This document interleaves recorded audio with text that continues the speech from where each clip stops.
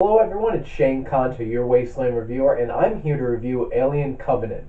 And this is the follow-up to Ridley Scott's Prometheus, and also still sets up as a prequel to the original Aliens films. I actually enjoyed Prometheus quite a bit.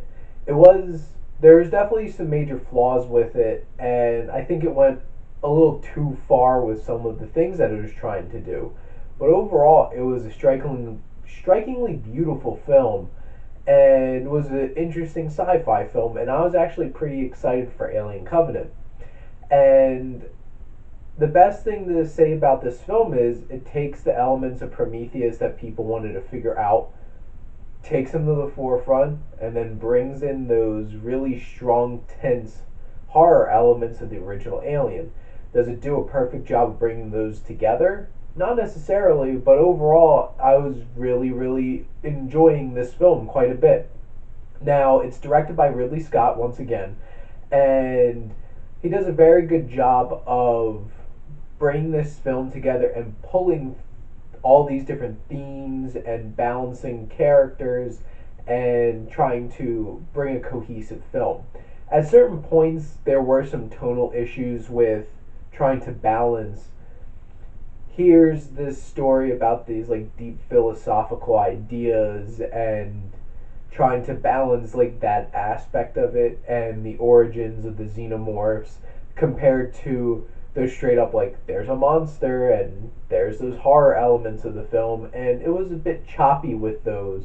But overall, this was a really well put together film, and I never once felt bored during it.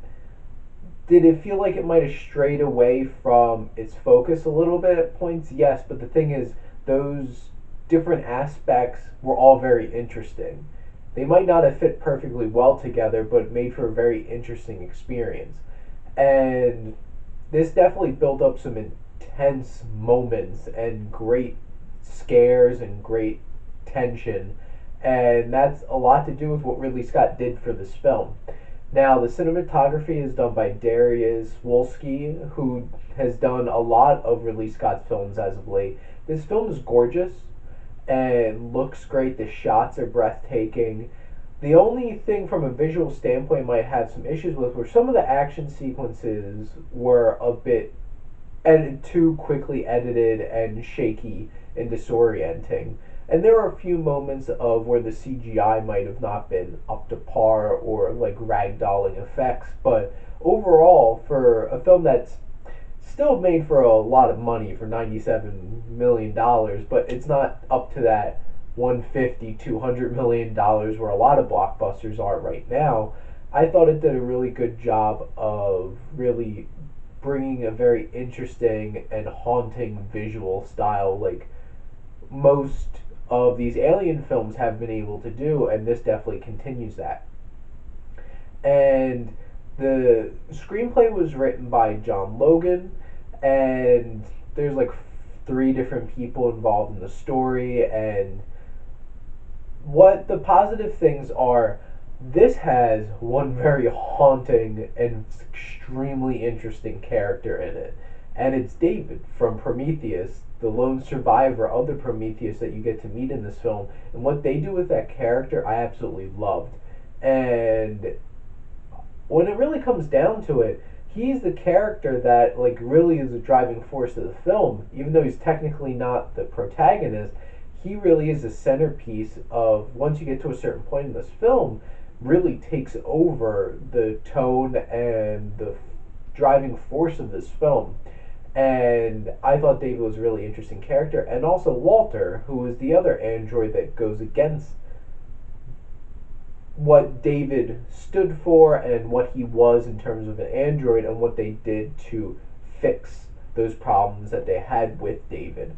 And then overall, there's some interesting characters. There's a lot of characters that aren't super well developed, but then there's some that you really get to enjoy, and like Daniel's the main character, and Danny McBride's character Tallahassee, and the new captain, played by Billy Crudup. And there's some interesting characters that really get to see some true emotions from them and really hits you in an emotional way in this film.